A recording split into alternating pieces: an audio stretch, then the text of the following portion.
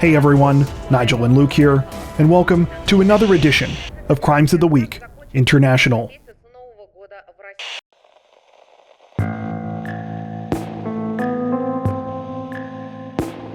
Representatives from Spain's Customs Surveillance Service say that they were forced to deal with quite the bizarre situation this week after they attempted to secure the scene of a coastal drug raid, only to be mobbed by groups of locals who were trying to take the drugs for themselves. According to reports, the incident unfolded sometime on July 29th, when customs officers intercepted a small boat that was believed to be involved in drug trafficking on the coast of Sanlúcar de Barrameda.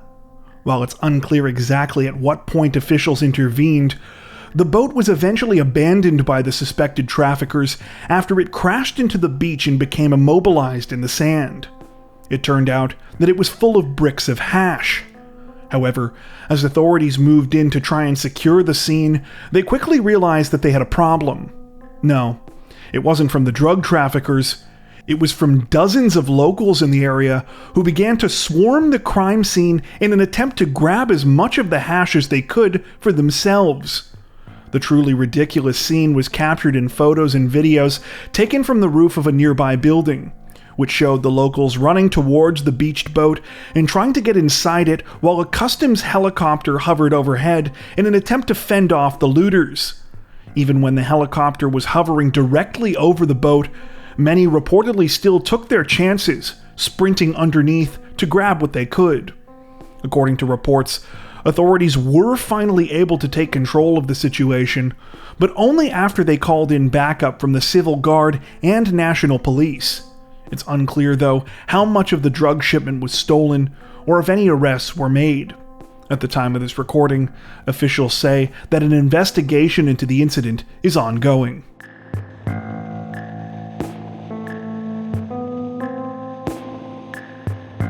Authorities in the Indian state of Bihar say that they have made an arrest in a bizarre abduction case this week after a man allegedly faked his kidnapping and then reached out to his own wife for a ransom. According to reports, the situation took place sometime this week when a man from Begusarai district named Deepak Kumar disappeared from his home in Dulapur village. A short time later, his wife received a text demanding more than 400,000 rupees, or roughly $5,000 US, for his safe return. Understandably, Kumar's wife was concerned and immediately went to a local police station to report that he had been kidnapped, not knowing that in actuality it was her husband who had sent the ransom message.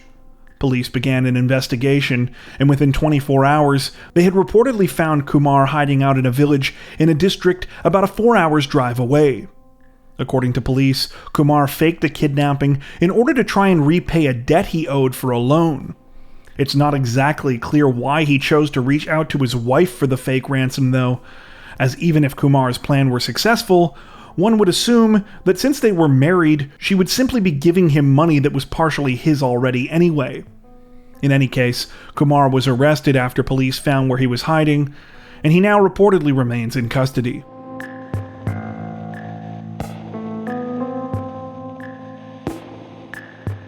Authorities in the Italian province of Macerata say that a 32-year-old local man has been arrested this week after he reportedly murdered a Nigerian street vendor in broad daylight, a crime that has since caused a public outcry. According to reports, the terrifying situation unfolded sometime on July 29th, when 39-year-old Alika Ogochukwu was chased and attacked by the 32-year-old suspect in the coastal town of Civitanova Marche. After being hit with his own crutch that he used to get around because of a limp, Alika was reportedly held down by the suspect, who proceeded to fatally beat him with his bare hands. He then allegedly stole Alika's cell phone. The suspect was later identified as a man named Filippo Ferlazzo, who was placed under arrest for suspicion of murder and robbery. In addition to the sheer brutality of the crime, the murder quickly drew public outrage due to reports about witnesses who allegedly stood by and watched the crime unfold. In particular, many were angered that the crime took place on a busy street, yet several people chose to take videos of the attack rather than try to intervene. The outrage has been especially strong in the local Nigerian immigrant community who have held demonstrations in the wake of the murder. According to Alika's wife, he came to Italy from Nigeria 9 years ago and lived in the country on a regular residence permit. He supported his family by working as a street vendor, selling small items such as handkerchiefs and lighters. Though many news outlets we came across while looking into this story have openly speculated that Alika's death could have been racially motivated, it appears that nothing has been officially confirmed at the time of this recording. In fact, several other outlets say that the suspect has explicitly stated otherwise, with Ferlazzo apparently claiming that he attacked Alika after a petty argument over a small amount of change. These same outlets state that Ferlazzo has a history of psychiatric issues. However, we'd like to stress that at this time, neither of these two narratives appear to have actually been confirmed. At the time of this recording, the situation is still developing.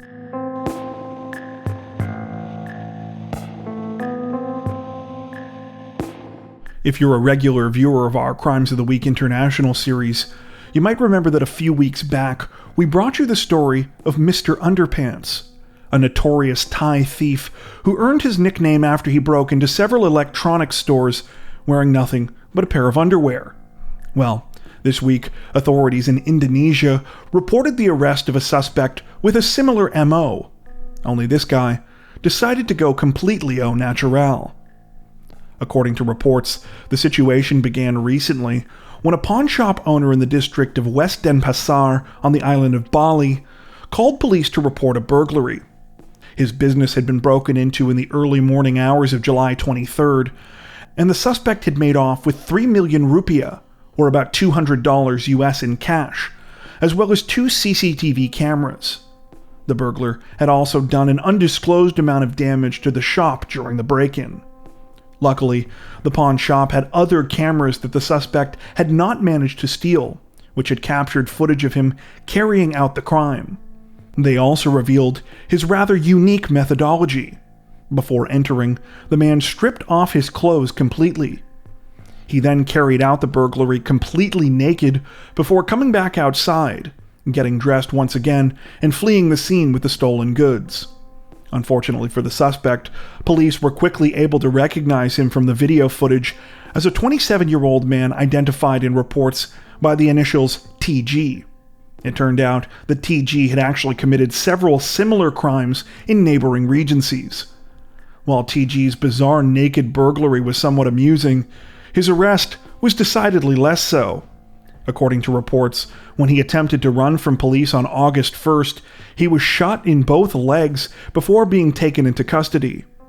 Authorities say that during questioning, TG finally revealed why he had committed his burglaries without any clothes on. According to the 27-year-old, he felt that it made him more nimble. At the time of this recording, TG reportedly remains in custody. If convicted in the burglary case, he could be looking at up to 7 years in prison.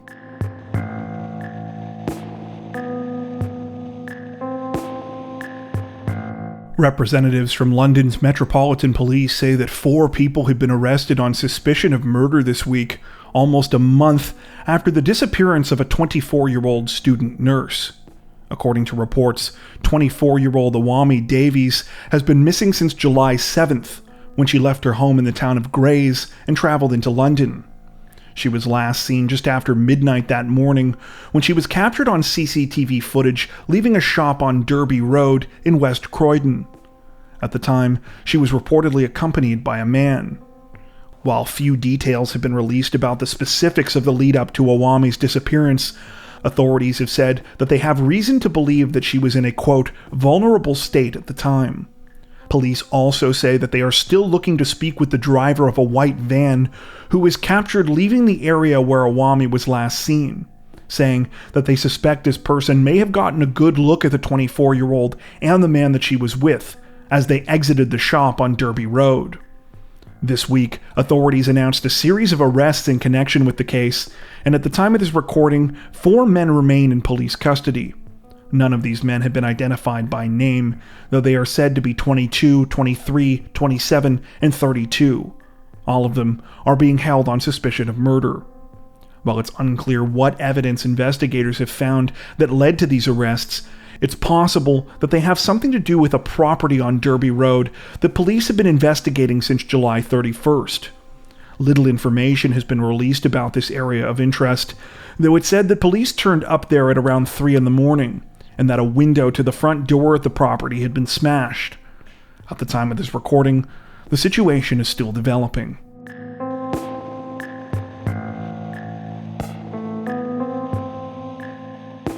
If you're a regular viewer of our Crimes of the Week International series, then you might remember that a couple weeks back, we brought you the strange story of an incredibly petty Japanese man who made over 9,000 fake reservations on a luxury train service because he had a grudge against the train company.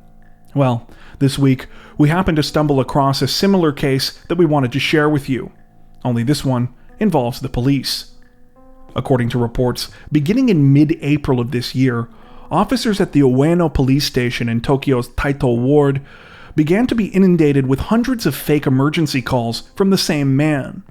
Sometimes the caller would remain silent, while at other times he would confess to random crimes, saying things like that he was using illegal drugs and that officers should come and arrest him. On more than one occasion, he reportedly called to say that he had committed a murder and would be turning himself in, only to call right back and say that he had lied. On one particular day, the man reportedly called police 72 times. While it's unclear if police merely tolerated the situation for a while, or if it legitimately took them some time to track down the man, eventually he became enough of a nuisance that they recently decided to arrest him. He has since been identified as Hidetoshi Tanabe, a 51-year-old unemployed man. Tanabe apparently alternated between using his cell phone and his landline while making the fraudulent emergency calls.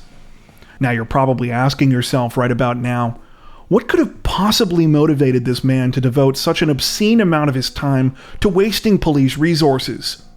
Apparently, his grudge was over a single incident from some time ago when he had called police and had been unhappy with how they responded to his inquiry.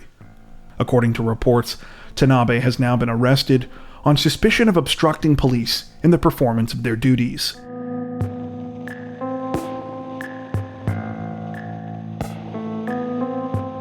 Authorities in China's Sichuan province say that 3 people are dead this week and at least 2 others are injured after a terrifying shooting committed by a police officer.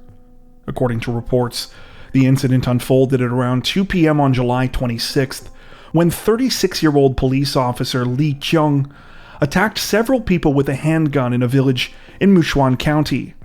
3 people were killed as a result of the shooting, while at least 2 others were treated for injuries sustained during the attack. Following the shooting, Li fled in his vehicle, after which authorities offered a 100,000 yuan, or roughly $15,000 bounty for his arrest. While this is all the information we could find about the case from English-language sources, a couple of Chinese news reports that we were able to find offered further details. According to these sources, the shooting is believed to be motivated by relationship and money issues between Li and his girlfriend, identified only by the last name Yang. Yang was apparently one of the 2 surviving victims of the shooting, while the 3 deceased victims have been tragically identified as her 8-year-old son, her 5-year-old daughter, and her father-in-law. Li is also said to have set fire to Yang's parents' house after carrying out the shooting, a blaze which reportedly spread and burned down 3 additional residences in the village. Finally, local Chinese reports allege that Li's body was found 4 days after the shooting in a mountainous area somewhere in the same county where the shooting took place. It's unclear if he took his own life, though some sources seem to imply this. Before this week's tragic incident, Li was apparently a decorated police officer who had been recognized for his bravery just last year when he saved an elderly man and woman from drowning in 2 separate incidents. It's believed that the weapon he used to carry out this week's attack was his police-issued service weapon, as gun ownership is otherwise strictly controlled in China.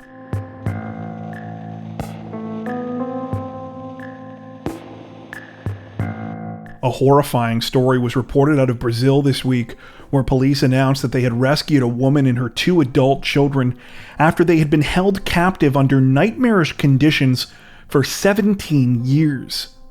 The rescue occurred on July 28th at the family's property in the Rio de Janeiro neighborhood of Guaratiba. That's where police found the female victim and her 2 children, ages 19 and 22, starving and on the verge of death. According to the mother, whose name has not been released, her nightmare first began 23 years ago when she married her husband, Luis Antonio Santos Silva. From the start, Silva was controlling, refusing to allow her to work or study. However, things only got worse as time went on. Eventually, Silva stopped letting the mother and her children leave the house altogether. What allegedly followed was 17 years of horrific physical and psychological abuse, as all 3 of the victims were forcibly confined to their residence.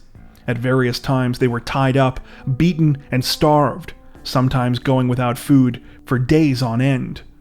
The house was also kept in completely squalid conditions, with little daylight and a filthy interior.